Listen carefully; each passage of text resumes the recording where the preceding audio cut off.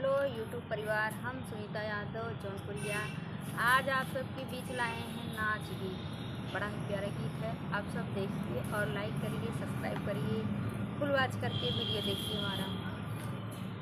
रेलिया से उतरई जहाजिया पे बैठे कबहू उबै करी है ना, कबहू उबै करी है ना, मोरे पिया परदेसिया कबहू उबै करी है ना।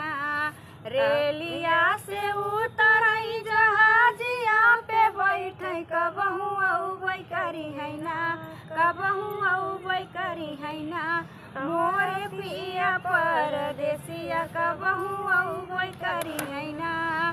अपने से जरिया से सासुर बोलावै बहुअर सुती न जातू ना, बहुअर सुती न जातू ना, हमारी लागला से जरिया बहुअर सुती न जातू ना, हमारी लागला से जरिया बहुअर सुती न जातू ना।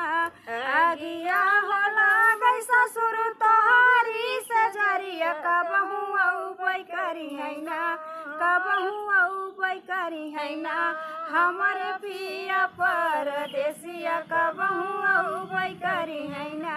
रेलिया से उतरई जहाजिया पे बैठे कबहू उबै करी है ना, कबहू उबै करी है ना, हमारे पिया परदेसिया कबहू उबै करी है ना। अपने से जरिया से जेठा बोलावै बहु भाई सुती न जातू ना, भाई सुती न जातू ना, हमारी लागला से जरिया भाई सुती न जातू ना। आगिया लगाऊ जेठा तोहरी से जरिया कबहू उबै करी है ना, कबहू उबै करी है ना, मोरे पिया परदेसिया कबहू उबै करी है ना, कबहू उबै करी है ना। रेलिया से उतरई जहाजिया पे बैठे कबहू उबै करी है ना, कबहू उबै करी है ना, मोरे पिया परदेसिया कबहू उबै करी है ना।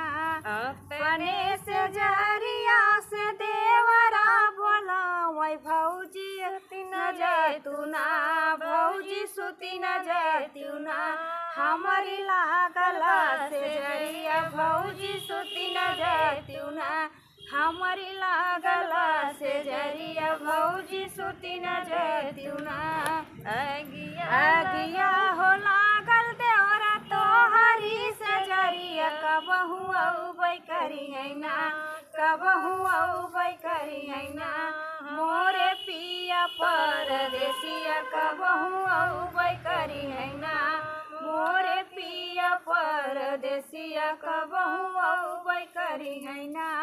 रेलिया से उतरई जहाजिया पे बैठे उबै करी है ना, कबहू उबै करी है ना, मोरे पिया परदेसिया कबहू उबै करी है ना।